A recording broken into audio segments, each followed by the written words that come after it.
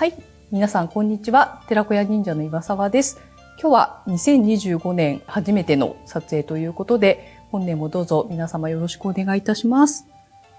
では、早速、今日は、生け花の方を行っていきたいと思います。今、午後に撮影をしているんですけれども、今日午前中にアメリカ人のご家族が華道の体験にいらっしゃいました。その時にス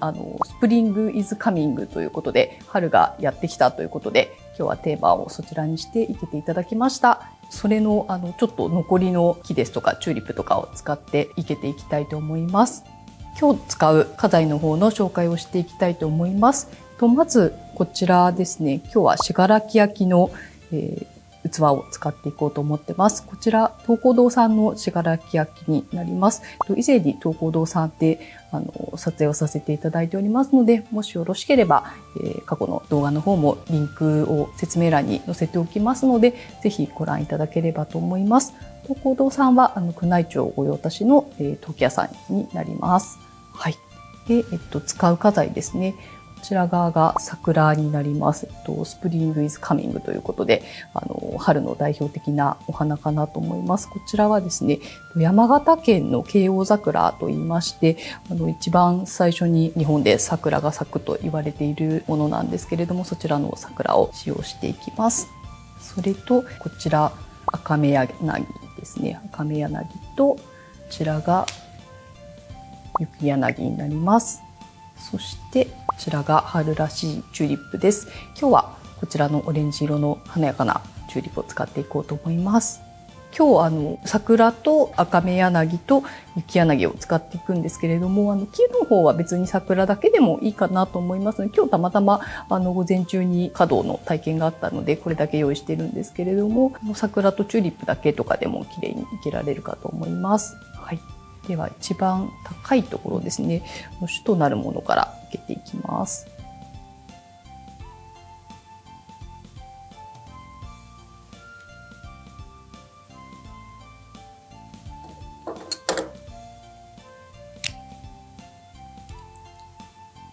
剣山に刺さりやすいように縦に切り込みを入れていきます。まっすぐに刺して斜めに倒します。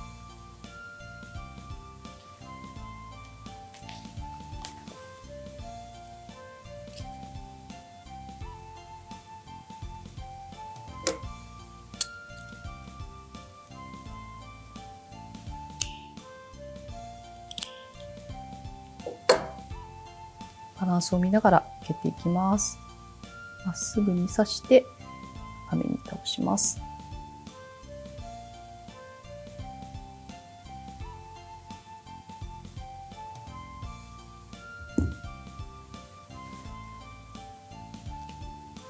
柳ですね。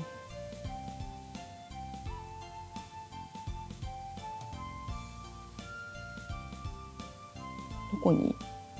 刺すとバランスがいいか、ちょっと奥行きを考えながら切っていきます。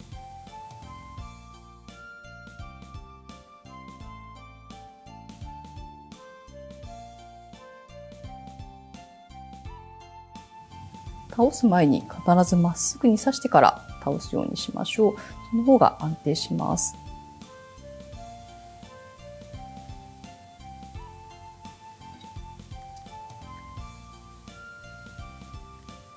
チューリップですね。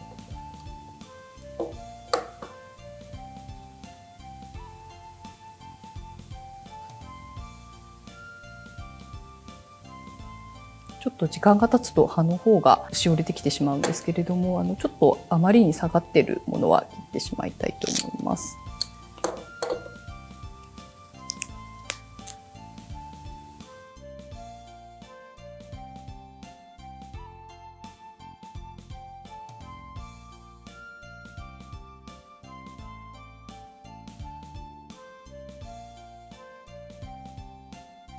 雪柳の場所を変えていこうと思います。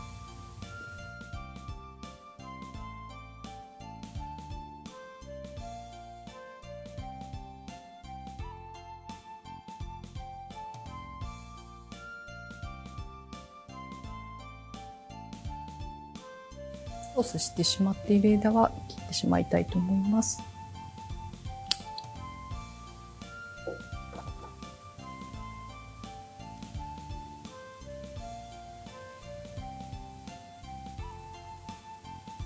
はい、こちらで完成です。出来上がりました。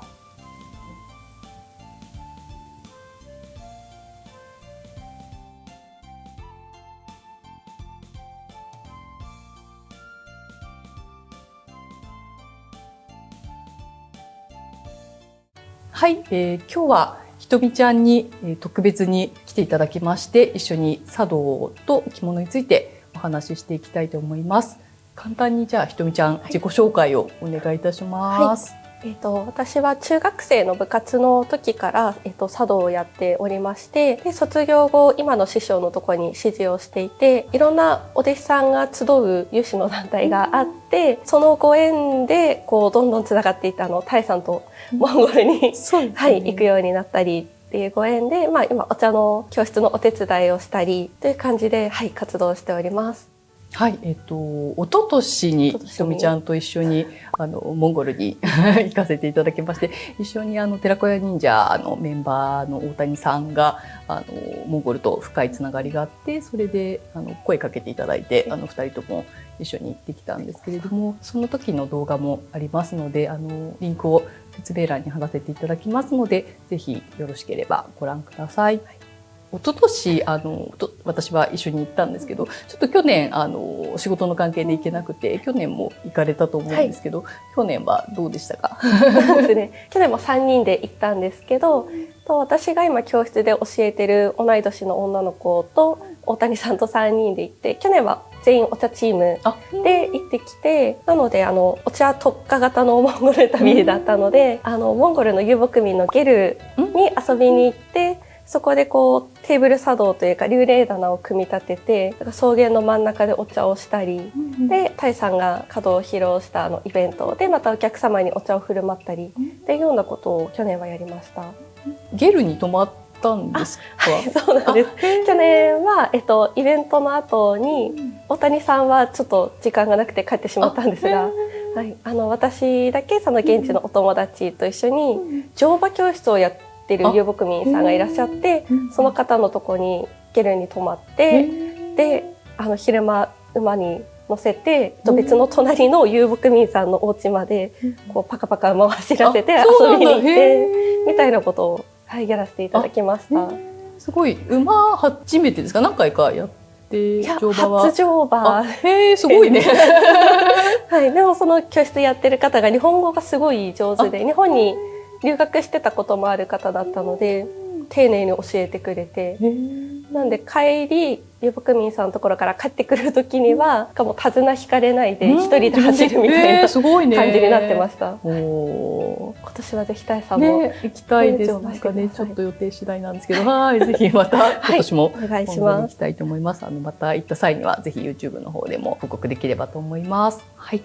今日はひとみちゃんに来ていただいているので、茶道とあとは茶道の時にどんな着物を着たらいいかとか、そのあたりを聞いていきたいと思います。はい、今日お召しになっていただいていると思うんですけれども、茶道の時の着物で、初釜とか普段の時とかお稽古の時とか、なんかどういう着物を着ていったらいいかを少し教えていただけますか？はい、わかりました。茶道の時はお茶会に例えば、お呼ばれして遊びに行く時とか、基本的には色無地がスタンダードで、帯を20代個で袋帯締めていくっていうのが基本とされてはいます。でただ、初釜新年最初のお茶会だったり、あと、なんかすごく大きい席で華やかな大きい会場の時とかは、振り袖を着たり訪問着を着たりなので、もう全身綺麗に柄が入った、はい、そういう華やかなものを着るっていう席もあります。なるほど。ただ一応基本はわびさびが大事って言われているので、色無地柄のないシンプルなもので、正装で帯を締めていきましょうっていうのが基本になります。なるほど。今日ひとみちゃんが着てらっしゃる着物はどんなお着物ですか？これはちょっと撮影っていうことですごい一長羅の着物を今日は着てきて、はい、これ着物の方が夢航路染めっていう染め物で、京都の染め物の反物なんですけど、航路膳って言って皇室の方がいつもで行事をやるときに着てる着物あ、すごいですね。なんかその古来の染め方、平安時代の染め方を再現したっていう染め師さんがいらっしゃって、でその方の作ったお着物を今日は着てきました。航路染め、どういう漢字を書くんですかね。航路染め自体はひらがなで書いてて、でなんかその作り方が秘伝でもともと分からなかったっていうもので、その作家さんが文献をこう読み漁って泥かな、なんかでもそれ土物で一回染めてっていう作り方っていう風に聞きました。そうなんですね。なんかちょっとね画面上だとなかなか見えないかもしれないんですけど、色が本当にこうグラデーションになっててすごく綺麗な色ですよね。少し輝いても見えるし、光沢もある感じですよね。私はこのパロットカラーが好きだったんでこれを買ったんですけど、紫とか濃紺の着物が航路膳有名で、太陽の光が当たると赤く色が変わるっていう反物ですね。紫とかが赤くなる。で一応これも濃い緑のところはやんわり赤くなる。夏とかに着ると結構色がはっきりわかりますね。すごい素敵な着物ありがとうございます。着物なんですけど、ちょっともう少し、深掘りさせていただきたいんですけど、初釜の時とか、あとは大寄せの茶会はまた別ですよね。結構ホテルとか、例えば華やかな場所。そうですね。会場がホテルだったりとかで、ちょっとお食事がついてお定茶があっての時は、訪問着だったり色留め袖だったりを着ることが多いです。なるほど。普段のお茶会の時っていうのはどういう？基本的には色無地を着ていく人が多いっていう感じですね。もちろん最近新しく買ってこれ着たいんですって華やかなものを着てもいいし、ちょっと今日は気軽な感じでって顧問で言っても全然問題はなくて、なのですごく嫌な言い方をすると、お客さんとお茶会を開いてる方の塩梅というか、なのですごく高いレストランに、半袖短パンサンダルで行ったらドレスコードで、NG と言われちゃうじゃないですか。それと同じで、ある程度もてなしてくれる方に失礼のないような格好で行きましょうという感じで、私は、お洋服と同じ身だしなみっていう感じで私は捉えてます。そうですよね。なんか結構皆さんやっぱりその T シャツ短パンとかジーパンとかそういうのを例に出されて言われると思うので、ある程度の格というか色無地だったりとか小物だったりとか、そこまでカジュアルすぎないものを着ていくといいかなっていう感じですかね。あとはお稽古ですね。お稽古の時っていうのはどんな着物を着てますか？お稽古の時は先生によって違うと思うんですけど、私の先生のところは仕事帰りに行ったりすることも多いので、私は洋服でお稽古に行くことが多いです。でお休みの日だったりすると着物は着物を着て、で帯はちょっと半幅帯でライトな感じにして帰りにお買い物行けるようにしようとか、そういう感じで、着物を着る練習する場として着ていくことが私は多いです。なるほど。半幅帯で行って、帰りはもうそのまま着物で行って着物で帰る感じですか？そうですよね。あとはなんか結構その場に行ってね着替えてらっしゃる方とかもいらっしゃったりしますよね。あとは着物じゃないなんか着物っぽいなんですか、お稽古着みたいな着られてる方もいらっしゃいますよね。なんかその着物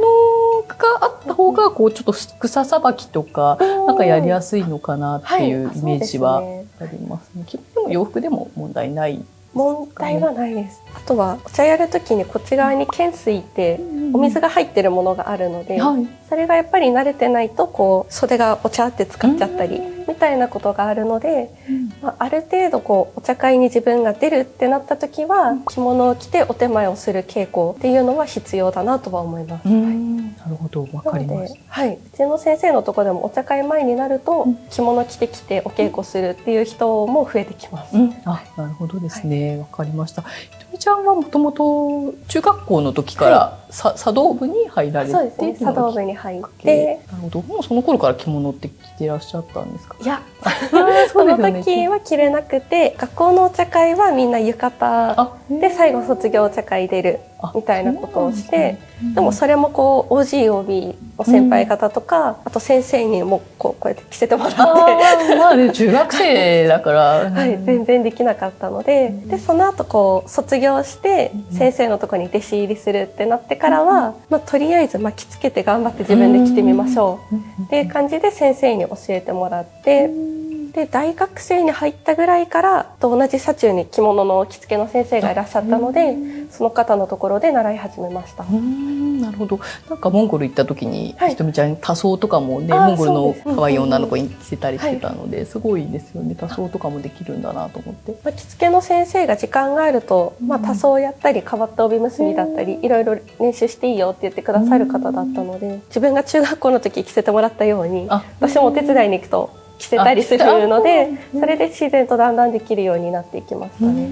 なるほど、いいですね。なかなかね、なんか自分で着るのもあれですけど、人にも着せてあげられるといいですよね。人に着せることができると、一緒に着物着て遊びに行ったりできるので、それはそれですごい楽しいです。わかりました。ありがとうございます。着物を着て茶道をやるのが、一般的というか本式というかだと思うんですけど、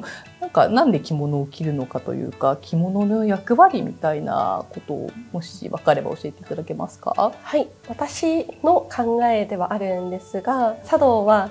お客様にお食事だったりお茶を差し上げるっていうものなので、レストランに行ってもう髪がボロボロで服もボロボロで、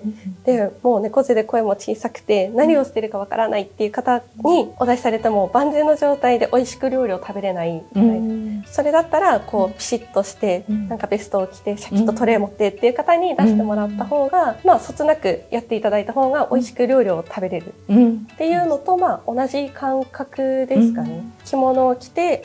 ビシッとおもてなしをするぞっていう気合を入れて、なので清掃という意味で着物を着るのがいいのかなというふうに思ってます。お手前の時の動きだったり所作もやっぱり着物でやると動きやすいようにできている。確かに。はい、ので着物だと特に女性だと膝を動かしたり体の向き変えたりっていうのがすごく動きが小さくなるじゃないですか。でもそれを洋服でバサバサ動くとお道具を倒しちゃったりとか、やっぱり動きが荒々しく見える。確かに。そういうように作られているっていうとすごく投げやりなんですけど、着物を着てお客様をおもてなしするっていうのが一番正式な相手に礼を尽くした形になるっていうものなんだなというふうに捉えてます。そうですよね。やっぱり着物着てると自分の心構えもシャキッとするところありますよね。やっぱり普段着物の時とお洋服の時の所作ってちょっと無意識だけど変わってきますよね。そうですね。なんで今日も撮影だからって一丁羅着てきたんですけど、そういうのを着てると動きもちょっとおしとやかになるというか、自然と膝の上で手を組める感じ、そうですよね。そうですよね。それはありますよね。はい。わかりました。ありがとうございます。はい、お茶のお道具で重要なものに夏目というものがあるかと思うんですが、こちらのお夏目について少し教えていただけますか？はい、こちらが利休型中夏目と呼ばれる形の夏目で、こちらは金蒔絵が施してある塗り物の夏目になります。中を少し見させていただいてもよろしいですか？中がこんな感じになっておりまして、だいたい夏目の全体の7割8割ぐらいの量のお抹茶を入れて、真ん中がこんもり山になるように盛り付けてます。で、表面整えるときは茶履の、羽があって鳥さんの小さい風切り羽とかを使って表面きれいに整えて夏目にお抹茶入れております。それではお茶を立てていきます。今回は、ご自宅でもできる簡単なテーブル茶道というやり方でやっていきます。こちら真ん中にお湯を入れてる鉄瓶があるんですが、こちらご自宅でやるときはやかんだったり電子ケトルだったり自分のご自宅にあるもので代用してください。こちら茶杓という道具でお茶をすくう道具を使って先ほどの夏目からお茶を入れていきます。で、お抹茶の量はだいたいティースプーン2杯ぐらいを目安に入れてください。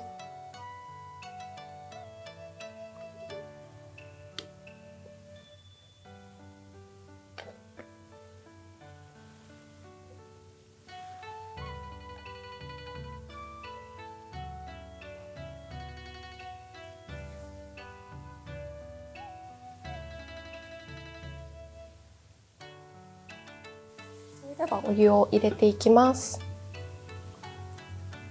お湯の量は、だいたい紙コップ半分ぐらいの量を目安に入れてください。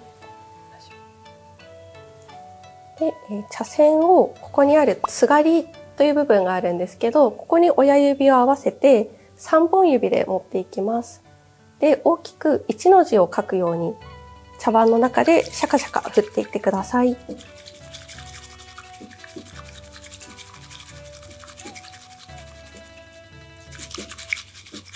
で、この時に茶碗の底にダマが残らないように、そこからしっかり泡立てていくと、美味しくお茶を立てることができます。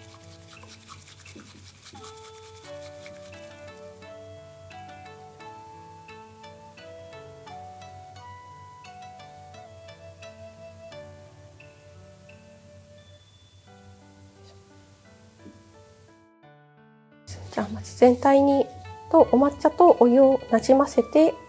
から大きく茶筅を振っていきます。で、まずは底からしっかり力強く泡立てて、泡がたくさん出てきたなと思ったら徐々に茶筅を上に上げるようにして、最後は表面を撫でて大きい泡を消してきめ細やかな泡になっていくように立てていきます。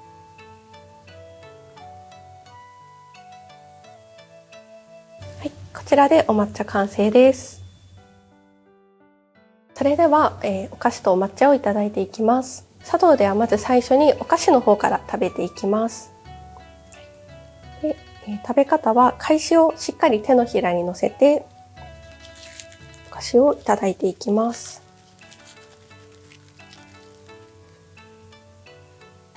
で、砂糖菓子のようなものでもバリバリ噛む音を立てずに、静かに食べるというのが茶道のマナーになっています。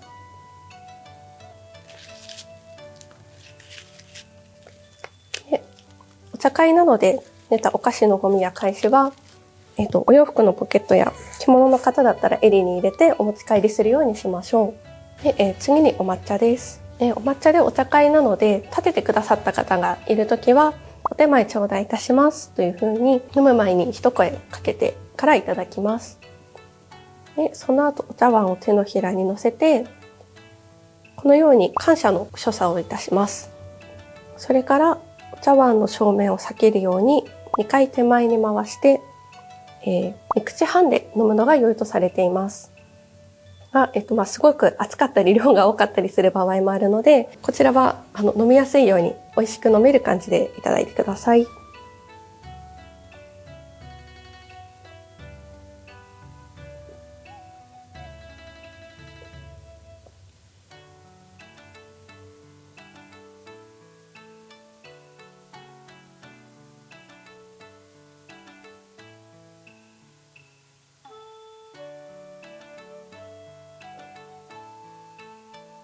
このように最後吸い切りの音というのをイメージはお蕎麦をすする時のような音でずっと一声上げていきます。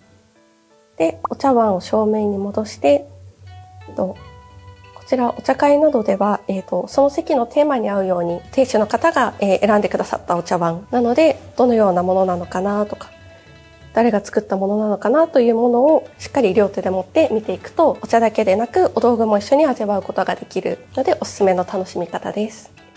はい、そちらのお茶碗について教えていただけますか？はい、こちらは楽茶碗で地紋が赤い赤楽茶碗というものなんですが、京都にある楽窯で作られたお茶碗になってます。他の土物に比べてすごい柔らかい土感の肌触りが特徴で、楽茶碗ここに山がいくつか作られているんですが、そういう形などとか、あとこの黒くついている封ですね、焼いた時につく、灰の模様なんかを見て楽しむお茶碗になっております。ありがとうございます。それは封って言うんですね。なんかいつも、はい、よく分かってなかったんで、なんで赤いところに黒っぽい模様がついてるのかなと思ってたんですけど、それは炭、はい、焼く時の炭が、そうですね、焼いて周りにも他にお茶碗がある中で釉薬だったり灰が飛んだ時についた模様を封っていう風に呼びます。お茶碗の風景の一つとして、そうですね、来てで見ていただくっていうところですかね。はい。なんか正面とかっていうのはそれはどういうふうに見たらいいんですか？はい。正面は一番模様が華やかなところっていうふうに言われていて、この茶碗だったらここの横に削っている跡があるので、これだとここに斜めの線がうっすら入っているんですが、ここだったり、あとは白い釉薬がこっち側にたくさんかかっているので、ここでもいいですし、あと歩の景色が素敵だなと思ったらこっちを正面にしても大丈夫ですね。多分作った時の方の正面で言うと、後ろのここの高台に楽っていう工印があるんですけど、この印が自分から見て左になる時に自分を向いている方が正面という風に一応なってます。ただ楽茶碗はどこを見ても景色が綺麗なので、お茶会などで出すときは自分の好きなところを正面にしてもらっても問題ないと思います。わかりました。どうもありがとうございます。はい。今日は、茶道家のひとみちゃんにお越しいただいて、茶道と着物について教えていただきました。ありがとうございます。ありがとうございました。では最後に着物とかお茶に関して何か気をつけていることとかあれば教えていただけますか？はい、一番はやっぱり茶道とか着物って日本の伝統文化なのですごくハードルが高いなというふうに思われがちなんですけど、一番は着付けのルールとかお茶のルールとか守ることは守って、でもとにかく楽しく自分なりに遊ぶっていうのを一番気をつけてるというか、ルールにとらわれて嫌になっちゃったりしないように楽しくやっていこうというのは心がけてます。なるほど、そうですよね。なんか手張りとかってね、ありますけどね、そこの、はい、もうまだまだ歯まではいけてないんですけど、まだ守る段階なんですけど、できるだけ楽しく、はい、そうですよね。特になんか着物の着方とかもね、今だいぶいろんな、そうですね、着方されてて、なんか洋装と混ぜて着てらっしゃる方とかもね、いろいろね、楽しみ方が本当に幅広いなと思いますね。海外の方とかたくさん見ていただいてたりとか、あとは日本人の方でもなかなか茶道とか着物とかに触れる機会がないという方もたくさんいらっしゃると思うんですけど、まだ始めたことがない方に向けて何かメッセージとかアドバイスとかがあれば教えていただけますか？はい、それこそさっきお話に出てたみたいに、着物だったら和洋折衷コーデ、いわゆる呉服屋さんで自分にぴったり合った着物を買うじゃなくても、この柄が可愛い、この色が好きとかで選んで気軽に着れるものもたくさんありますし、茶道とかだと例えばお住まいの近くの公民館とか区役所とかで体験できる場もたくさんあるので、それこそ、観光の方だったら寺子屋忍者さんの茶道体験だったり、場所は今とてもたくさんあるので、興味を持ったらそんなにすごく怖いものだなっていうふうに身構えずに気軽に遊びに来ていただけたら嬉しいなと思います。りました。寺子屋忍者では茶道や華道の体験教室の方をやっておりまして、海外の方ももちろんですし、日本人の方もまだ触れたことがないけど一度試しにやってみたいとかっていう方にお越しいただいております。長期的に通いたいとかっていう方は別途寺子屋忍者の中で他の先生が教えていたりとかもしてますのでご案内とかもできますので、興味があるけどまだ始めたことがないとかっていう方はぜひ一度遊びに来ていただければと思います。今日はどうもありがとうございました。この動画が気に入っていただけましたら、ぜひいいねとチャンネル登録をお願いいたします。どうもありがとうございました。本日はありがとうございました。